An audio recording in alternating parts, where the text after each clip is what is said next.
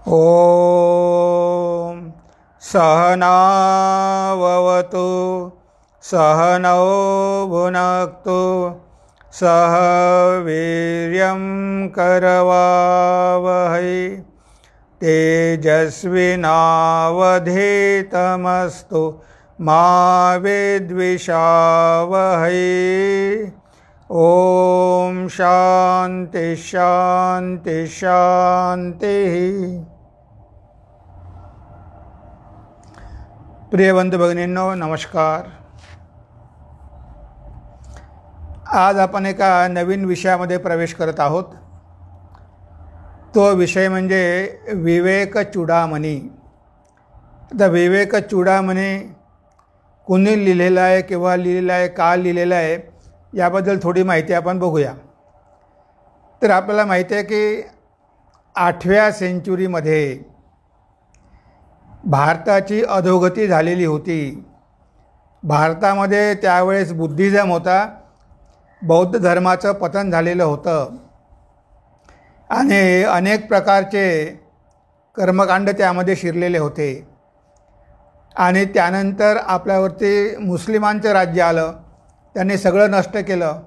जे सुरुवात झालेली होती तेव्हा अशा वेळेस हिंदू धर्माचं रक्षण करणं हे अतिशय महत्त्वाचं होतं। कारण आपल्याकडे हे जे पद्धतशीरपणे शास्त्र अध्ययन करणं याचा काही अभ्यास नव्हता। तेव्हा शंकराचार्यांचं मोठं योगदान आहे। त्या शंकराचार्य, त्यांचं नावच लहानपणाचं शंकर होतं आणि आई होती वशिष्ठा देवी आणि वडील होते शिवगुरू। शिवगुरू आणि वशिष्ठा देवी यांच्या पोटी मुलगा जन्माला आलेला होता। शंकराच्या आशीर्वादामुळे भगवान शंकराला त्यांनी प्रार्थना केली म्हणून या मुलाचा जन्म झाला। कालडीमध्ये, केरळामध्ये त्यांचा जन्म झाला। पण लहानपणापासूनच खूप मेधावी, खूप बुद्धिमान। अवघ्या 7 वर्षामध्ये त्यांनी सगळ्या शास्त्रांचं अध्ययन केलं आणि त्यांना वाटलं की आता आपलं कार्य सुरू केलं पाहिजे। आईची परमिशन घेतली आणि संन्यास घ्यायचं असं ठरवलं आणि शोधत शोधत गेले, कुठे गुरु पाहिजे ना, आध्यात्मिक जीवनामध्ये प्रगती करण्यासाठी गुरु पाहिजे। गुरुच्या शोधामध्ये निघाले। त्यांनी ऐकलं होतं की ओंकारेश्वरला एका गुहेमध्ये गोविंदपाद नावाचे ऋषी 700 वर्षापासून ध्यानधारणेमध्ये बसलेले आहे, हे त्यांनी ऐकलेलं होतं। तेव्हा त्यांनाच गुरु केलं पाहिजे अशी त्यांनी इच्छा व्यक्त केली।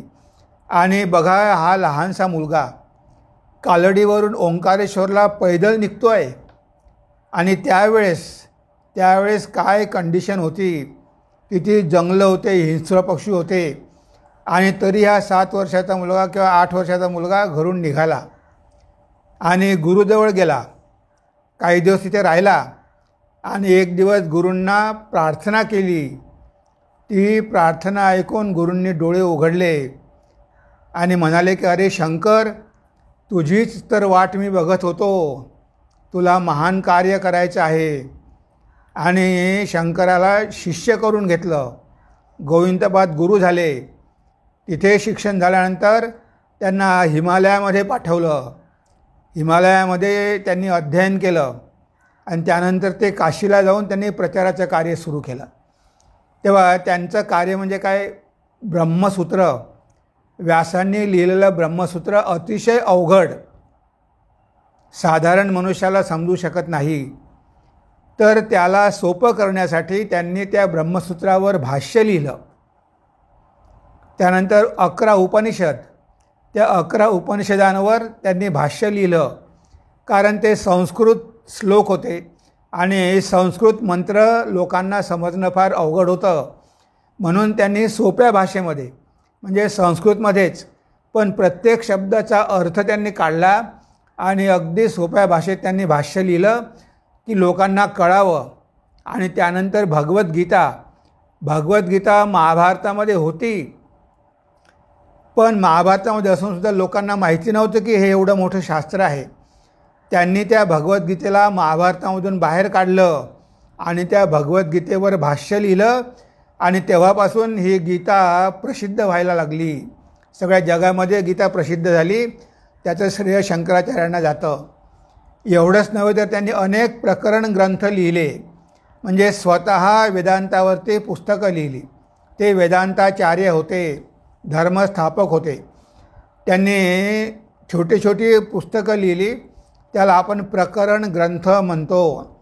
त्या प्रकरण ग्रंथ बरेच आहे. आत्मबोध, अपरोक्षानुभूती, अपरोक्षानुभूती, दृग्दृश्य विवेक, उपदेश सहस्त्री, तत्वबोध, विवेक चूडामणी इत्यादी. आता हे जे विवेक चूडामणी आहे यावरच आपण चिंतन करणार आहोत. त्यानंतर त्यांनी अनेक स्तोत्र लिहिले, गंगा स्तोत्र, सौंदर्य लहरी. म्हणजे त्यांनी भक्ती आणि ज्ञान या दोघांचाही समन्वय केला आणि धर्माची पुन्हा स्थापना केली. अवघ्या 32 वर्षामध्ये त्यांनी आपलं शरीर सोडलं. म्हणजे 32 वर्ष, त्यामध्ये 10 वर्ष काढले तर 22 वर्षामध्ये शंकराचार्यांनी जे कार्य केलं त्याची आपण आज कल्पनाही करू शकत नाही. एवढं महान कार्य करून ते गेले. तर त्यांचा हा जो ग्रंथ आहे विवेक चूडामणी, चूडामणी म्हणजे आपण म्हणतो मुकुटमणी आणि विवेक. वेदांतामध्ये सगळ्यात महत्त्वाचं जर काही असेल तर तो विवेक आहे. आणि आपण ऐकतो, आपल्याला माहिती असते, पण आपला विवेक जो असतो ना तो तेवढा स्ट्रॉंग नसतो. आणि जोपर्यंत आपल्या बुद्धीमध्ये विवेक येत नाही तोपर्यंत ही माया कधीही आपल्याला सोडणार नाही. कारण ब्रह्मसत्य जगन मिथ्या, शेवटी ब्रह्मसत्य आहे, हे जगत मिथ्या आहे. हा आहे विवेक. पण हा विवेक जीवाला काही केल्या होत नाही. तो अनेक वेळा ऐकतो, वाचतो, पण त्याला कळत नाही. हे पुस्तक असं आहे. म्हणजे विवेक चूडामणीचा जर अभ्यास केला, चांगल्या प्रकारे अध्ययन केलं, समजून घेतलं, त्यावर चिंतन केलं तर मनुष्याचा विवेक जागृत झाल्याशिवाय राहत नाही. अशा प्रकारे त्यांनी मनुष्याला तर्क करून पटवून दिलं की जे तुम्हाला सत्य वाटते तो तुमचा भ्रम आहे, हे अजिबात सत्य नाही, हे केवळ मृगजळ आहे.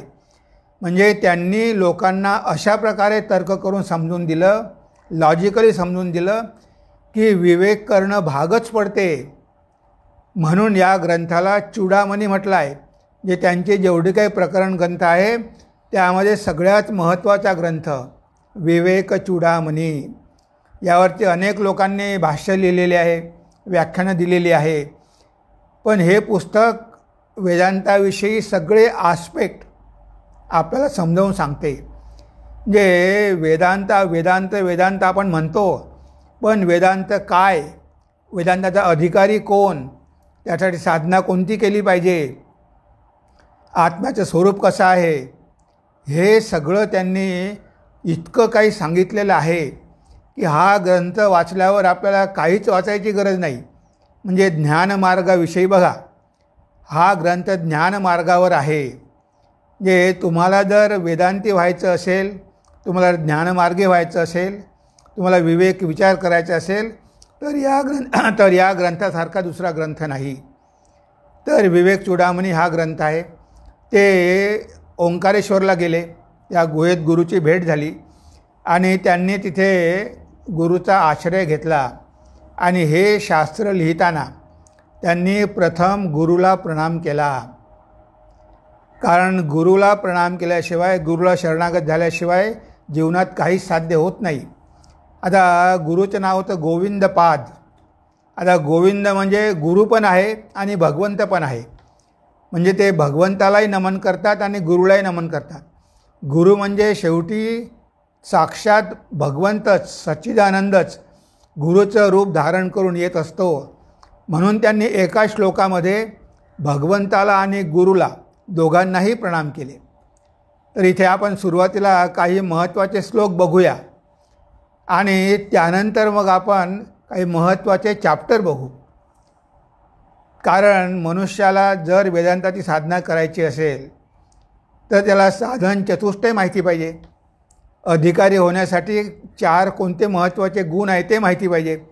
तर हे साधन चतुष्टय जे आहे किंवा पंचकोश आहे, हे 3 शरीरं आहे, आत्म्याचं स्वरूप आहे, त्यासाठी साधना आहे, हे सगळे चॅप्टर आपण त्यानंतर एक एक चॅप्टर बघण्याचा प्रयत्न करू आणि काही महत्त्वाचे चॅप्टर आपण घेण्याचा प्रयत्न करू.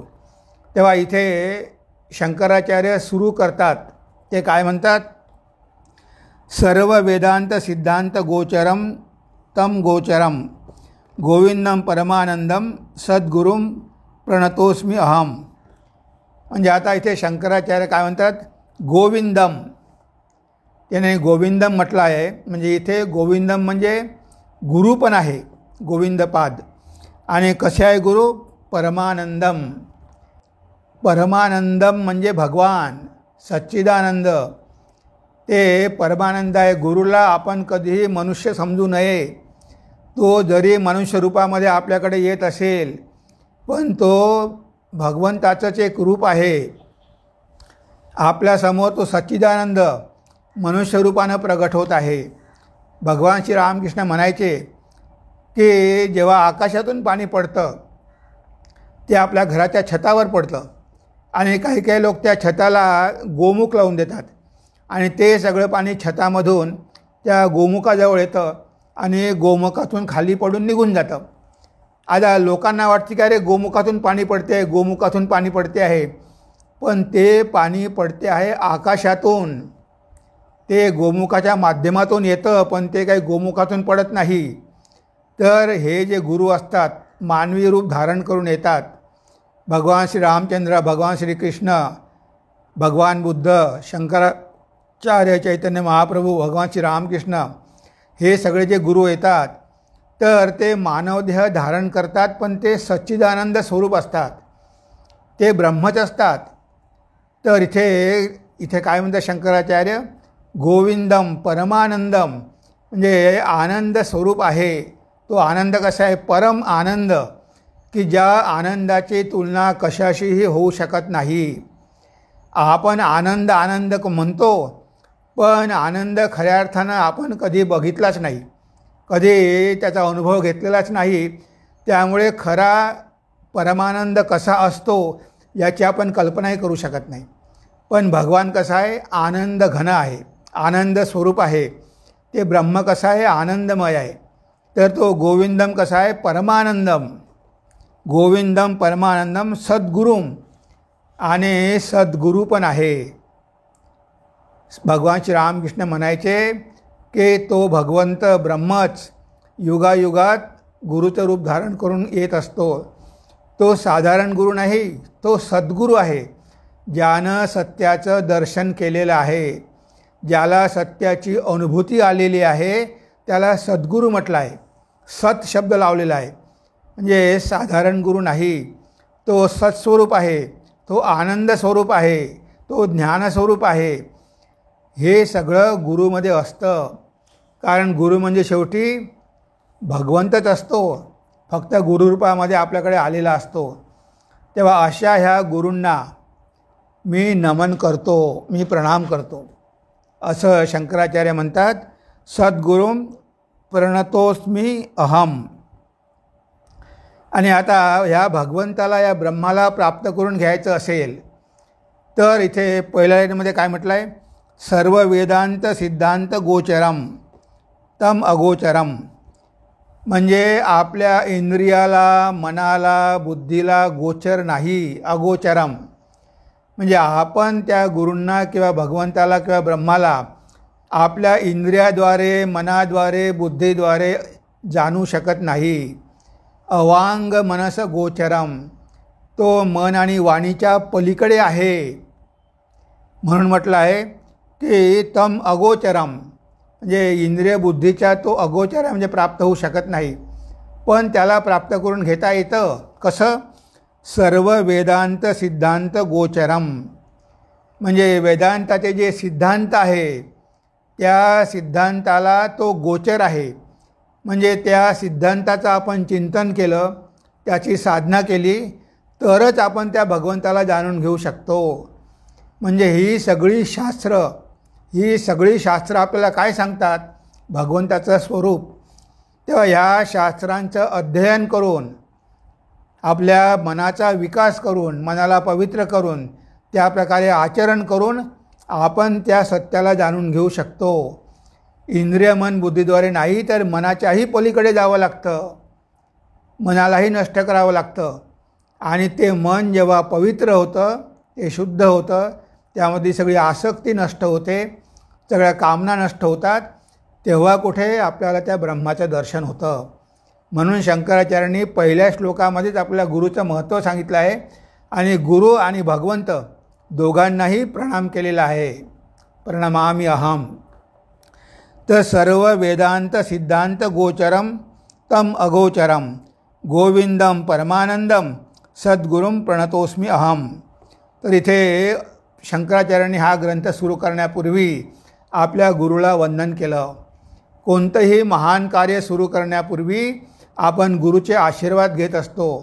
जेव्हा स्वामी विवेकानंद अमेरिकेमध्ये गेले आणि व्याख्यान सुरू करणार त्यापूर्वी त्यांनी भगवान श्री रामकृष्णांचा प्रणाम केला, त्यांचा आशीर्वाद घेतला, सरस्वती मातेला प्रणाम केला आणि मग त्यांनी व्याख्यानाला सुरुवात केली. म्हणून त्या व्याख्यानात एवढा प्रभाव पडला. कारण त्यांना माहिती असते की आपण नाही, गुरुच आपल्याद्वारे हे कार्य करून घेत आहे. त्यांच्यामध्ये अहंकार मुळीच नसतो. त्यांना माहीत असते की हे भगवंताचं कार्य आहे आणि हे भगवंताच्या कृपेनंच सिद्ध होणार आहे. म्हणून पहिले ते त्यांना शरणागत होतात, आपला अहंकार काढून टाकतात, तेव्हा कुठे त्यांच्या वाणीद्वारे ती सरस्वती प्रगट होते. तर इथे शंकराचार्य पण तेच करतात. पहिले गुरुला आणि भगवंताला वंदन करून मग ते हे शास्त्र सुरू करतात. तर काही थोडे श्लोक आज आपण बघूया आणि पुढल्या क्लासमध्ये आपण एक एक चॅप्टर घेऊन त्यावर थोडं चिंतन करण्याचा प्रयत्न करू. दुर्लभम त्रयमे वैतद देवानुग्रह हेतुकम मनुष्यत्वम मुमुक्षुत्वम महापुरुष संश्रय. हा तिसरा श्लोक आहे आणि हा श्लोक अतिशय फेमस आहे. म्हणजे बरेचदा लोक वापरतात, त्यांच्या व्याख्यानांमध्ये वापरतात. मी सुद्धा यापूर्वी व्याख्यानं दिली, त्यामध्ये हा श्लोक वापरलेला आहे. कारण ही सुरुवात आहे आणि इथे महत्त्व सांगितलेलं आहे की ह्या जगामध्ये आल्यानंतर कोणत्या गोष्टी महत्त्वाच्या आहे. म्हणजे पहिली गोष्ट इथे शंकराचार्य म्हणतात की आपल्याला मनुष्य जन्म लाभलेला आहे. मनुष्यत्वम म्हणजे आपल्याला मनुष्य देह लाभलेला आहे. हा काही आपोआप लाभलेला नाही, हे भगवंताची कृपा आहे. 84 लक्ष योन्यामधून आपण फिरलेलो आहोत. आपण कितीतरी दुःख भोगलेली आहेत, कितीतरी आपले जन्म वाया गेलेले आहेत आणि त्यानंतर कुठे आपल्याला हा मनुष्य देह लाभलेला आहे. कारण हा मनुष्य देह सगळ्या देहामध्ये श्रेष्ठ आहे. हाच एक देह आहे, हाच एक जन्म आहे की ज्या जन्मामध्ये आपण आपलं खरं स्वरूप जाणून ह्या सगळ्या बंधनातून मुक्त होऊ शकतो. म्हणून त्यांनी म्हटलं आहे पहिले मनुष्यत्वम. आता लोक जगतात, पण ह्या जगण्याला काय अर्थ आहे? पशु पक्षी सगळेच जगतात. आता आपल्याला काही जगण्यासाठी हे शरीर मिळालं का? आपल्याला काही पोट भरण्यासाठी हा देह मिळालेला आहे का? पोट तर सगळेच भरतात. म्हणून मनुष्याला हेच कळत नाही की मनुष्य देहाचं किती महत्त्व आहे आणि आपण या जन्माचा कसा उपयोग करून घेतला पाहिजे. जर करून घेतला नाही तर आपण एक संधी गमावून बसू. ही संधी आपल्याला भगवंताच्या कृपेनं लाभलेली आहे, तेव्हा या संधीचा पुरेपूर फायदा घेतला पाहिजे. पण काय आहे, मनुष्याचं मन स्थूल आहे आणि त्याच्यावर ह्या मायेचा प्रचंड प्रभाव आहे.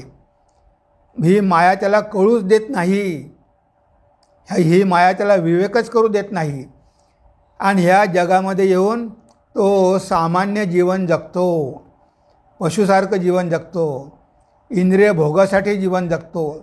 मनामध्ये काय काय कामना वासना असतात, ह्या जगावरची आसक्ती असते. त्याला माहिती नाही की तो ह्या सगळ्यापासून वेगळा आहे, याची त्याला जाणीवच नाही. तेव्हा शरीर धारण केल्यावर, हे पंचभूताचं शरीर आहे, शरीर धारण केल्यावर तो त्या अंतर्यामी भगवंताला विसरतो की अरे आपण या जगामध्ये आलेलो आहोत. कशासाठी आलो आहे? आपल्या शास्त्रामध्ये सांगितलेलं आहे की मुक्ती हाच आपल्या जीवनाचा परम उद्देश आहे. धर्म, अर्थ, काम आणि मोक्ष हे 4 पुरुषार्थ आहे. सुरुवातीला धर्माचं आचरण करा, त्याशिवाय तुम्ही आध्यात्मिक होऊ शकत नाही. पैसे कमवा, धर्माच्या मार्गाने कमवा. धर्म, मग अर्थ, पैसे कमवा, त्याला काही मनाई नाही आहे. मग तुमच्या इच्छा पूर्ण करा. काम, काम म्हणजे कामना, तुमच्या कामना पूर्ण करा. पण लक्षात ठेवा, शेवटला आहे मोक्ष, परमपुरुषार्थ आहे. की लक्षात ठेवा का तुमच्या जीवनाचं उद्देश हेच नाही, तर याच्या पलीकडे जायचं आहे. म्हणजे मोक्षप्राप्ती करून घ्यायची आहे, ब्रह्मज्ञान लाभ करून घ्यायचं आहे. हा आपल्या जीवनाचा उद्देश आहे. हे आपल्याला शास्त्रांनी सांगितलेलं आहे. पण आपण करतो कुठे? त्यासाठी 4 आश्रम पण आहे. पहिले ब्रह्मचर्य, मग गृहस्थ, वानप्रस्थ आणि संन्यास, हे 4 आश्रम पण आहे. म्हणजे तुम्ही या जगाची आसक्ती सोडली पाहिजे, नाहीतर तुम्ही मुक्त होणार कसे? तेव्हा हे सगळं सांगितलेलं आहे. तरी मनुष्य हे करत नाही. त्याला हे जगच खरं वाटतं.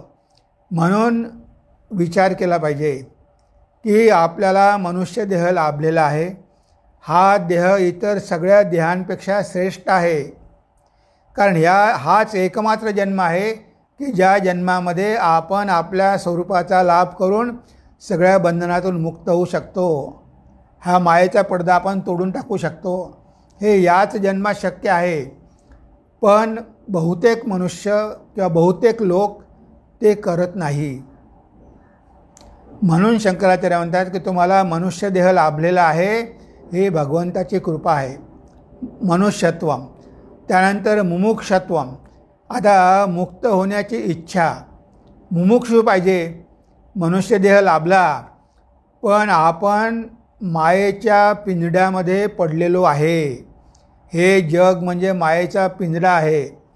आता आपल्याला यामधून बाहेर पडायचं आहे. आपल्याला मायेचं गुलाम होऊन राहायचं नाही. आता ही जाणीव निर्माण होणं लोकांना वाटतच नाही. लोकांना वाटतच नाही की आपण बंधनात आहोत. त्यांना वाटतं की आम्ही मुक्तच आहोत, आम्ही फ्रीच आहोत.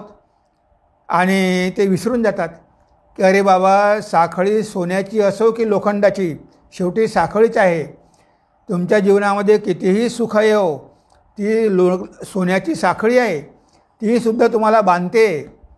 तेव्हा लोकांना हेच कळत नाही की आपल्याला मुक्त होण्यासाठी जन्म मिळालेला आहे. म्हणजे मनामध्ये मुक्तीची इच्छा पाहिजे. आणि ज्याच्या मनामध्ये मुक्तीची इच्छा असते त्याला आपण काय म्हणतो? साधक म्हणतो. कारण तो नुसती इच्छा बाळगत नाही, तर साधना पण करतो. म्हणजे बघा, मुक्त होण्याची इच्छा मनामध्ये निर्माण होणं,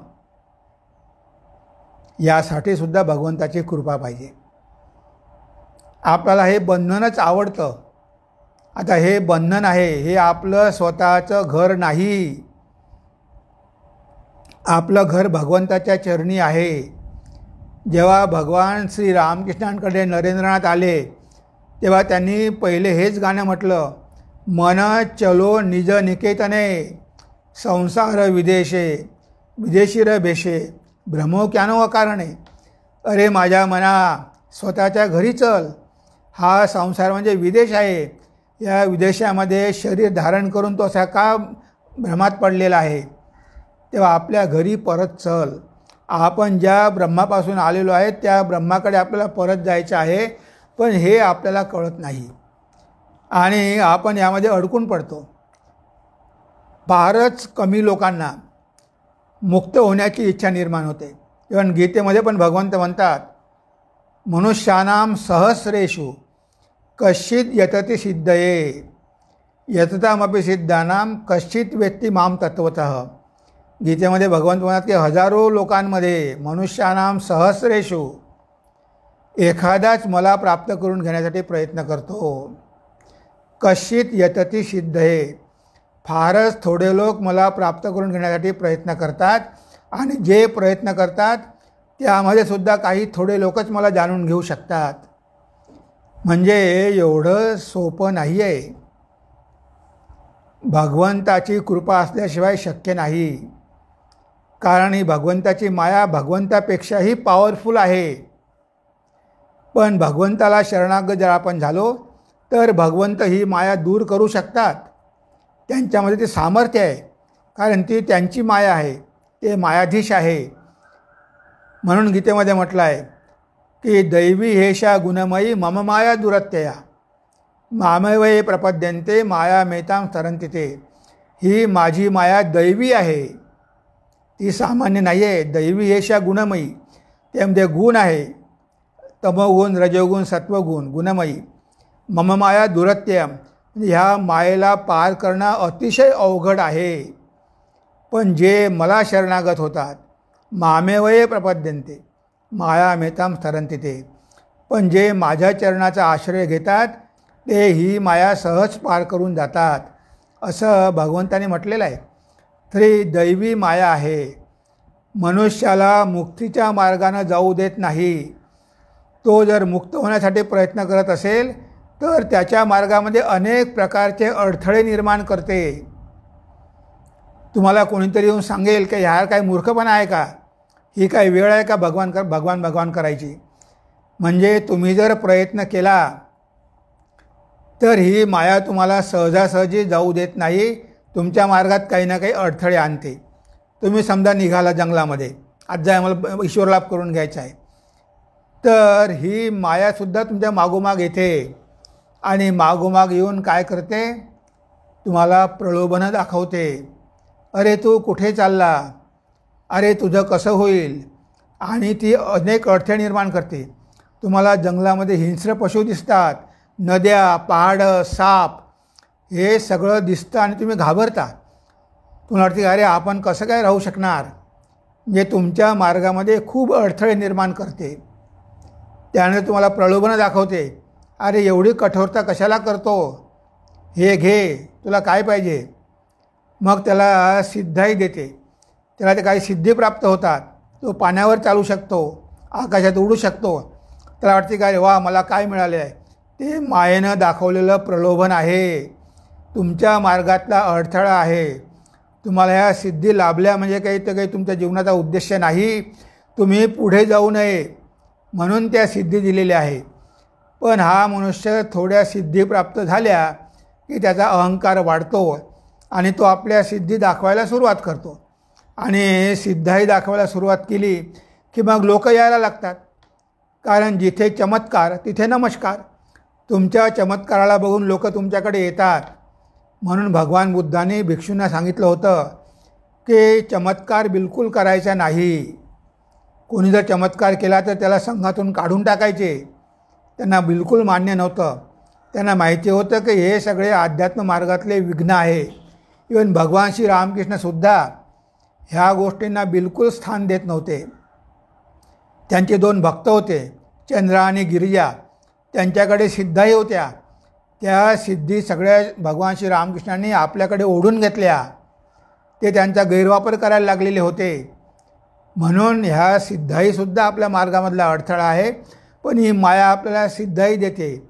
आपण मग चमत्कार करतो, मग भरपूर पैसा येतो. मग पैसा आला की मग पैशाचं काय करायचं, मग काहीतरी उद्योग करायला सुरुवात करतो. आता निघाला होता समाधी प्राप्त करून घेण्यासाठी, पण आता त्याला रिद्धी-सिद्धी मिळाली, पैसा यायला लागला, सगळं आलं. आता तो ध्येय विसरला आणि तो बाहेर येतो आणि स्वतःचा प्रचार करतो.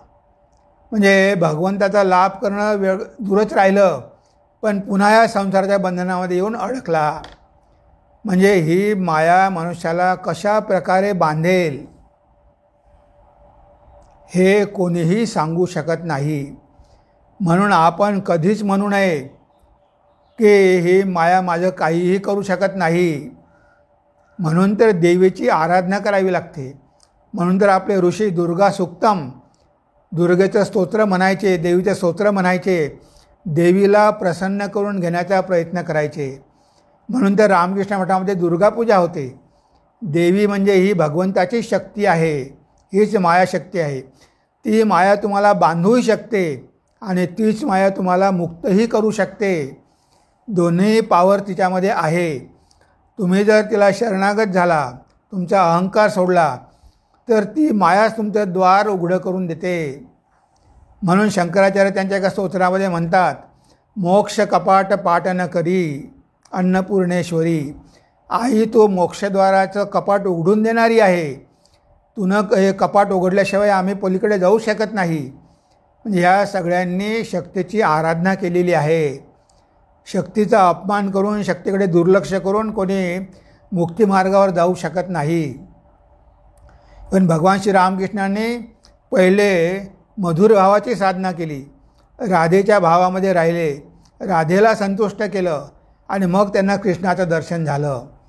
तेव्हा इथे शक्ती खूप महत्त्वाची आहे.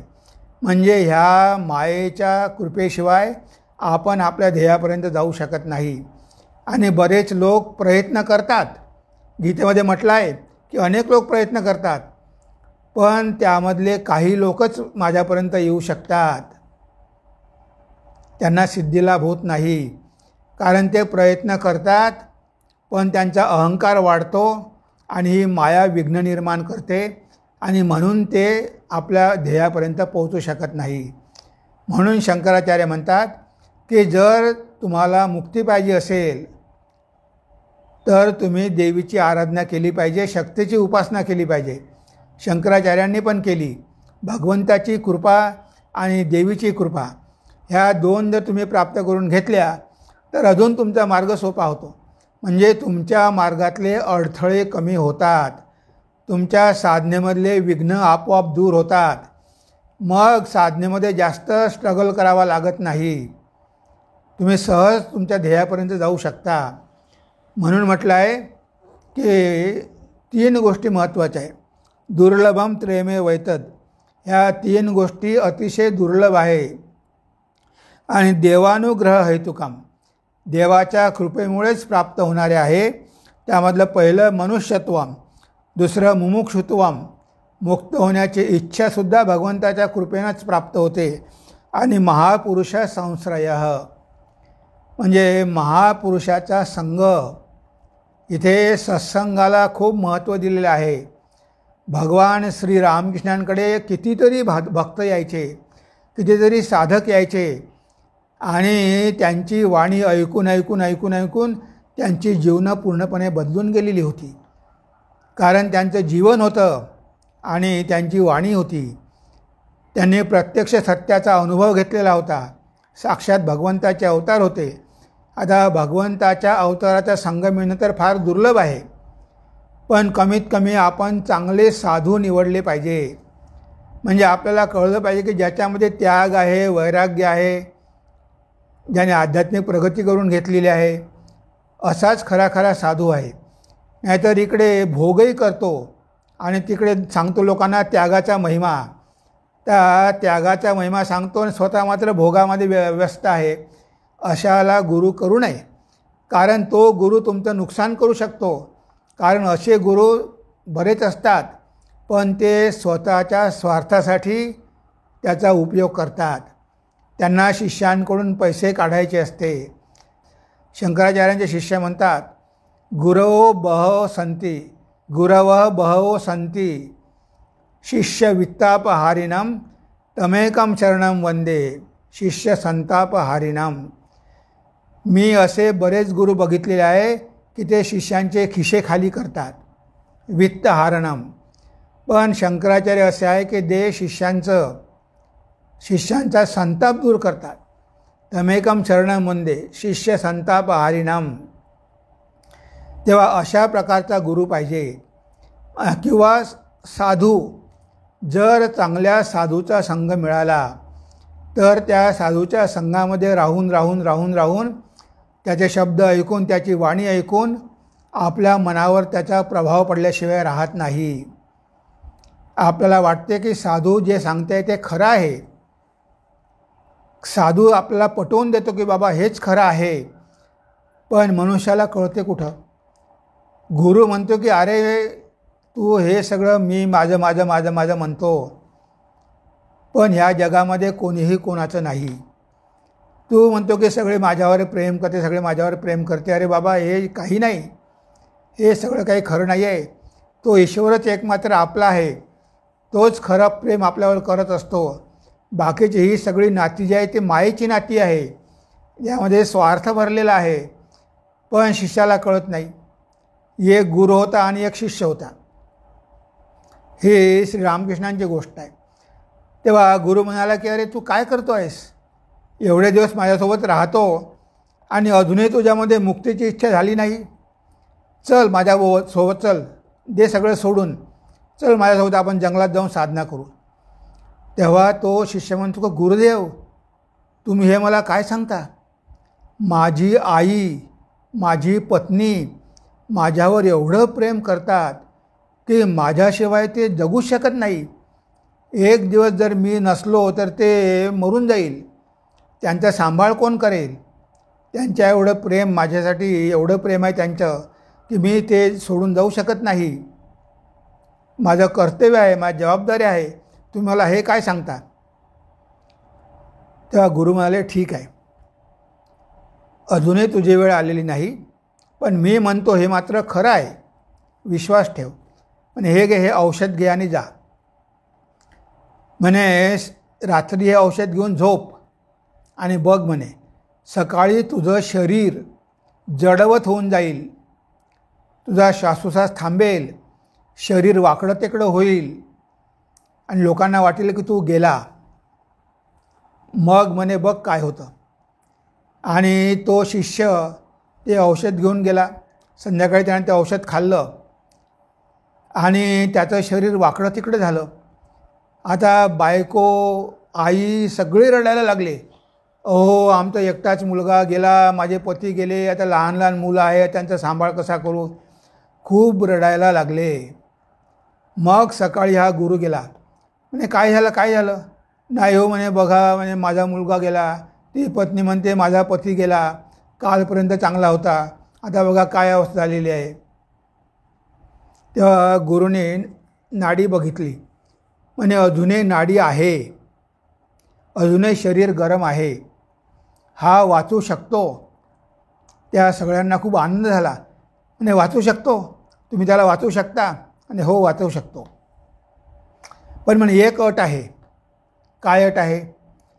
म्हणे माझ्याकडे एक औषध आहे, ते औषध त्याला देण्यापूर्वी इतरांना कोणाला तरी खावं लागेल आणि ते औषध जो खाईल तो मरेल, पण म्हणे हा जिवंत होईल. आता म्हणे आई तुम्ही एवढं मुलावर प्रेम करता, तुम्ही एवढं रडता आहात, म्हणजे तुमचं एवढं मुलावर प्रेम आहे, म्हणे घ्या हे औषध, तुम्ही खा, तुम्ही मेला तरी मुलगा वाचेल. तिनं औषध हातावर घेतलं आणि विचार करू लागली, बाबा हे औषध मी कसं खाऊ?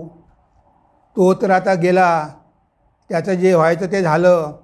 तर मी जर गेली तर या नातवांचा आणि या सुनेचा सांभाळ कोण करेल? मला राहणं भाग आहे. तिनं काही ते औषध खाल्लं नाही. त्यानंतर पत्नीला दिलं. म्हणजे तुमचं एवढं पतीवर प्रेम आहे, तुम्ही पतीशिवाय राहू शकत नाही, एवढा रडता आहात, तुम्हाला एवढा शोक झालेला आहे, तुम्ही तरी खा. ही बायको म्हणते की अहो हे माझे लहान लहान मुलं आहे, मी जर औषध खाऊन मेले तर यांना कोण बघेल? त्यांचं जे व्हायचं ते झालं, आता मला राहणं भाग आहे. तिनं पण औषध खायला नकार दिला.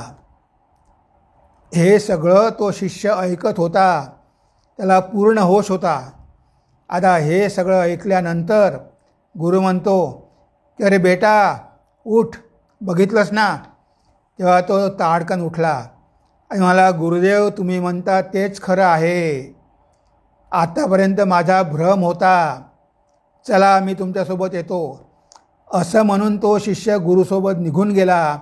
त्याला तेव्हा कळलं की बाबा खरोखर कोणाचंही कोणावर प्रेम नाही. ह्या सगळ्या गोष्टी आपल्यामध्ये वैराग्य, त्याग, विवेक, भक्ती ह्या सगळ्या गोष्टी आपल्याला साधू संघाने मिळत असतात, सत्पुरुषांचा संघ केल्यामुळे मिळत असतात.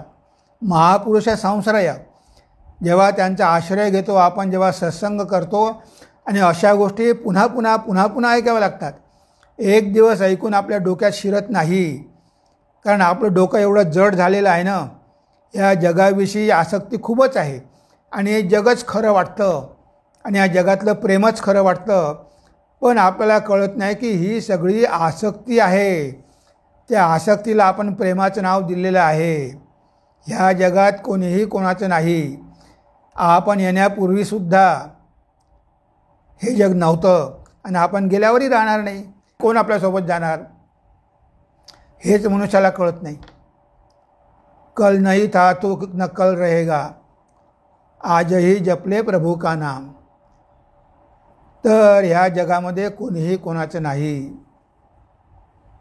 मनमत सोरे बीत गया दिन फिर नहीं आता, काल नहीं रुकता कही एक पल रे. आयु खोकर दौलत पाई दुनिया से झूठी प्रीत लगाई, एक दिन होगी सबसे जुदाई. अब तो जाग जा प्यारे, मनमत सोरे बीत गया दिन फिर नहीं आता, काल नहीं रुकता कही एक पल रे. एक दिवस गेल्यानंतर वापस येत नाही, तेव्हा आपली वेळ अशीच निघून जाते. तेव्हा आता तरी जाग. किती दिवस झोपून राहणार. मेहनत करून पैसा कमावला, सगळ्यांवर प्रेम लावलं, पण एक दिवस सगळं सोडून तुला जावं लागणार आहे. हे तुला कसं कळत नाही. क्या रखा है इस दुनिया में, 2 दिन का है तू मेहमान. म्हणजे या संसारात काय 2 दिवसाचा तू मेहमान आहे, 2 दिवसाचा पाहुणा आहे. तू आला आणि तू जाणार. काही घेऊन आला नाही, काही घेऊनही जाणार नाही. मग कशाला जगावर आसक्त होतो. हेच आपल्याला साधुसंगामुळे कळत असतं. म्हणून म्हटलं आहे महापुरुष संश्रय. ह्या 3 गोष्टी, मनुष्य जन्म, मुक्त होण्याची इच्छा आणि महापुरुषांचा आश्रय किंवा साधुसंग, सत्संग, ह्या 3ही गोष्टी भगवंताच्या कृपेनं आपल्याला प्राप्त होतात. आणि जर तुम्हाला या 3ही गोष्टी मिळाल्या असेल तर तुम्ही स्वतःला भाग्यवान समजा. ही भगवंताची तुमच्यावर विशेष कृपा आहे. आता तुमची वेळ आलेली आहे, तर भगवंत तुम्हाला या बंधनातून मुक्त करू इच्छित आहे.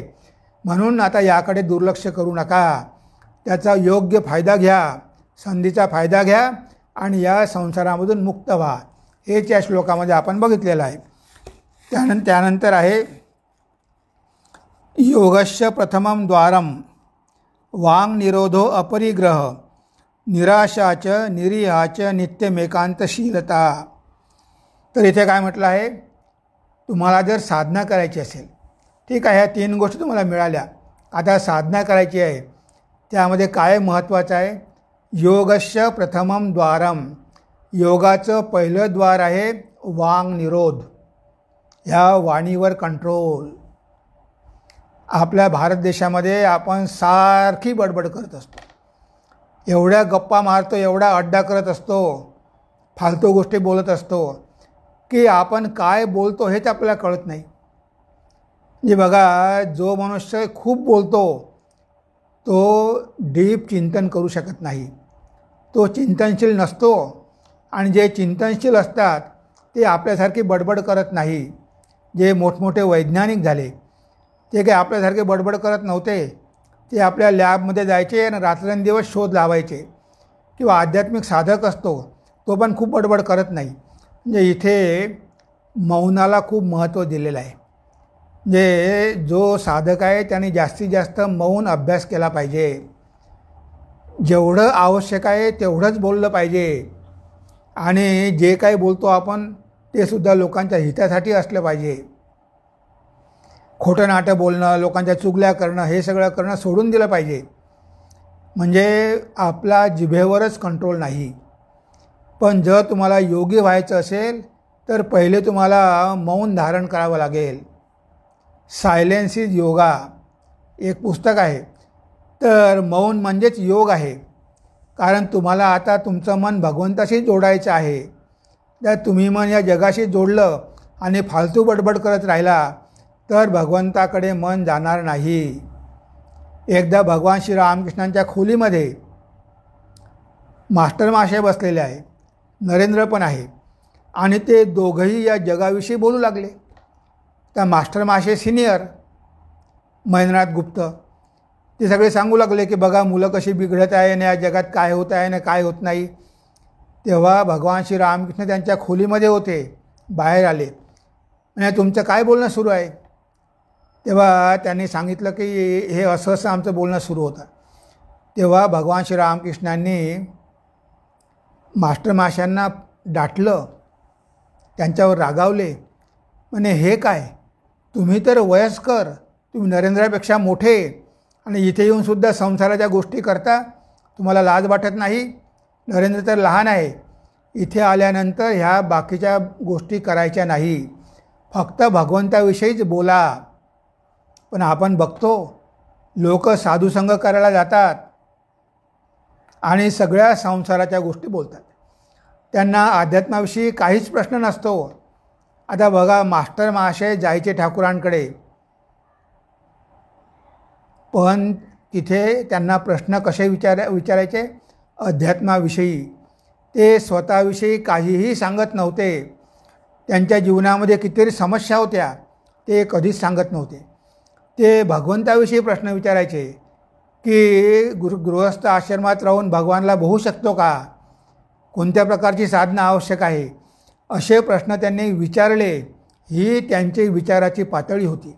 आणि आज आपण बघतो की साधुसंघाच्या नावावर आपण नुसतं अड्डा मारतो, नुसतं ह्या जगातल्या गोष्टी मागत असतो. महाराज आशीर्वाद द्या, माझ्या मुलीचं लग्न जुळलं पाहिजे, महाराज आशीर्वाद द्या, माझ्या मुलाला नोकरी लागली पाहिजे. आता अशा गोष्टी मला वचनामृतामध्ये मिळत नाही, कारण इथे आपण साधूकडे जातो आणि त्याचाही वेळ बर्बाद करतो आणि आपलाही वेळ बर्बाद करतो. अरे आपण साधूकडे गेलो आहे कशासाठी? की भगवंताविषयी भक्ती निर्माण व्हावी, या अनित्य जगाविषयी आपल्या मनामध्ये वैराग्य निर्माण व्हावं, म्हणून तर आपण जातो. पण हे प्रश्न आपण कधी विचारतच नाही. सगळ्या भौतिक वासना घेऊन जातो. त्यामुळे त्या साधुसंघाचा आपल्याला काहीही फायदा होत नाही. तुम्ही चूप राहा, साधू जे सांगते ते ऐका. इथे ऐकण्याची कुणाचीच तयारी नाही. प्रत्येकजणच काही ना काही सांगतो, सगळं संसार पुराण सांगत बसतो. तर इथे योगाचं पहिलं द्वार काय म्हटलं आहे? योगस्य प्रथमम द्वारम वांग निरोधो अपरिग्रह. पहिला आहे की वाणीचा कंट्रोल केला पाहिजे, कमीत कमी बोललं पाहिजे. अपरिग्रह, लोकांकडून सगळ्या गोष्टी स्वीकारायच्या नाही. लोक तुम्हाला काय काय देतील? आता बरेच श्रीमंत लोक आहेत, ते तुमच्या चरणी पैसा वाहतील, काय गोष्टी देतील तुम्हाला. आता ह्या सगळ्या गोष्टी आपण घेऊ नये. म्हणजे जो साधक आहे त्यानं त्यापासून दूर राहावं. त्याच्यामध्ये त्यागाची भावना असावी. कोणी देत आहे म्हणून आपण घेत जायचं आणि मग संचय करायचा. त्या साधूने कधीही संचय करायचा नसतो. पण हे लोक देतात आणि साधू पण घेतात. साधकांनी ह्या गोष्टी स्वीकारू नये.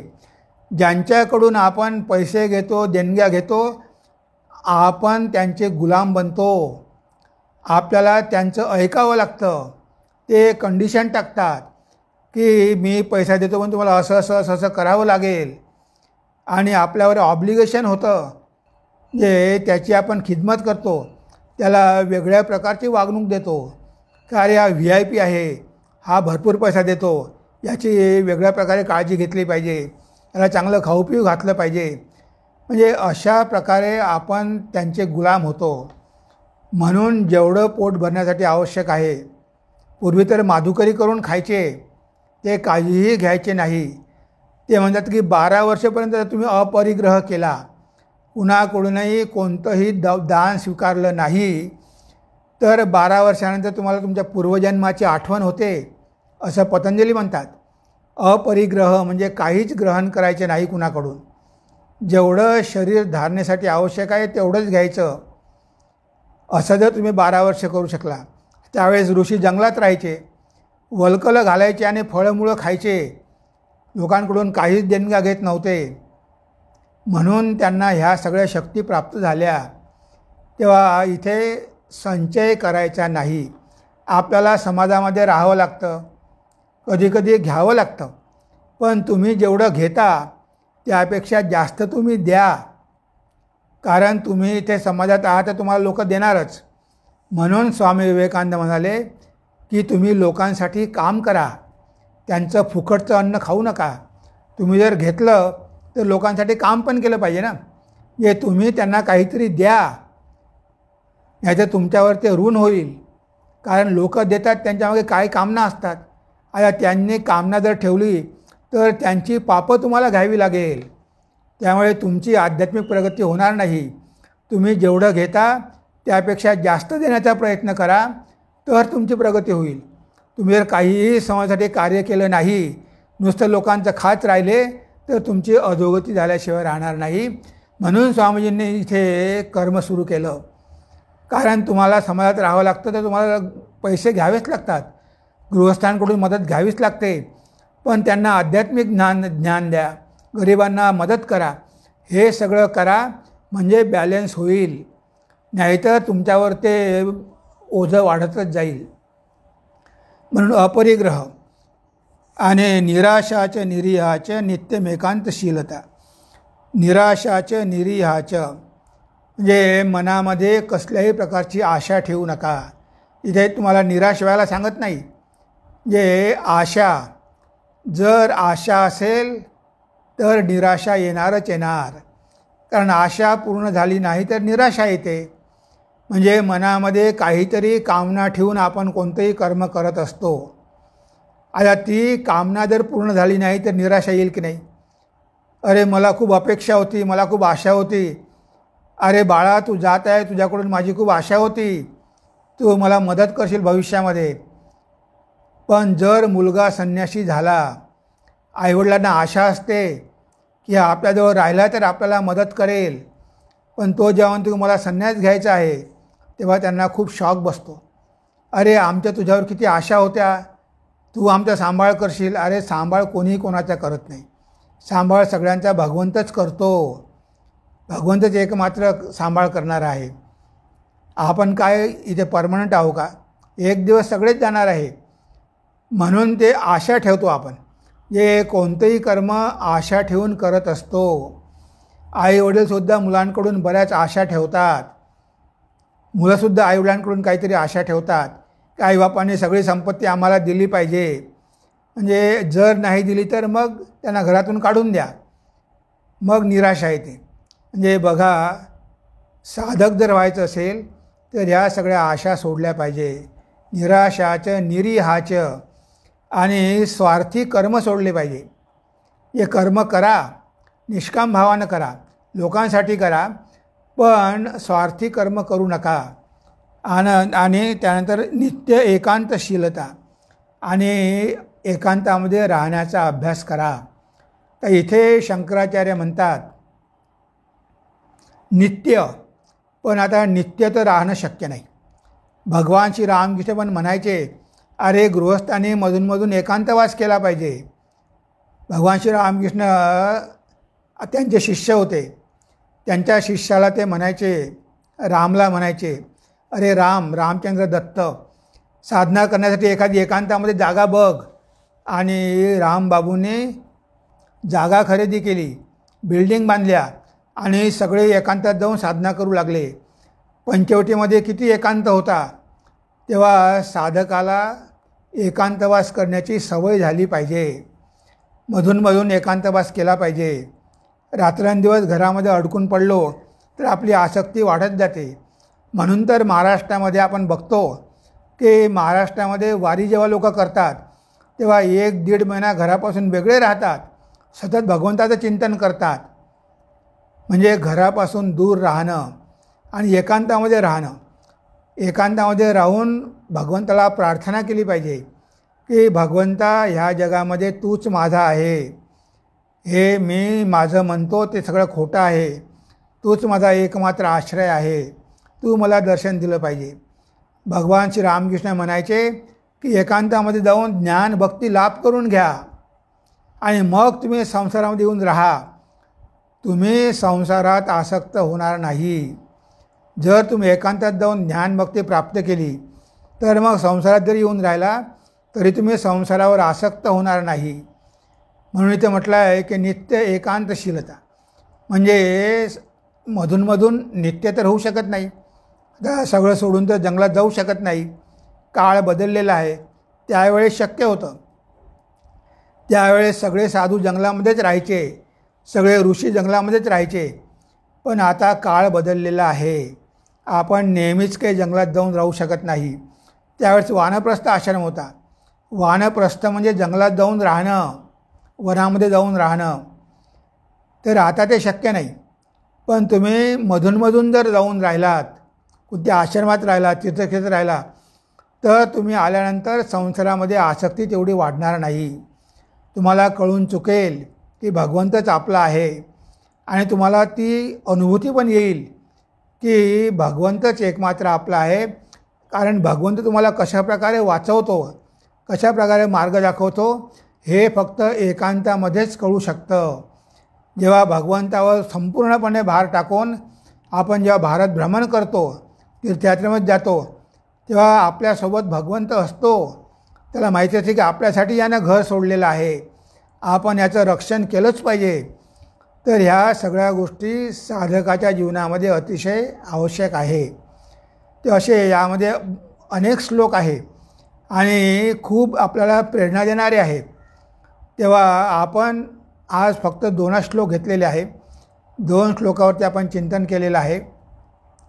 त्यानंतर आपण काही चॅप्टर घेऊ, काही अध्याय घेऊ, त्यामधले महत्त्वाचे श्लोक आपण बघण्याचा प्रयत्न करू. आणि अशा प्रकारे ह्या ग्रंथाचा सार, सगळा ग्रंथ घेणं तर शक्य नाही, कारण त्यामध्ये 700 श्लोक आहे. ते सगळे श्लोक तर घेणं शक्य नाही, कारण आपल्याकडे वेळ मर्यादित आहे.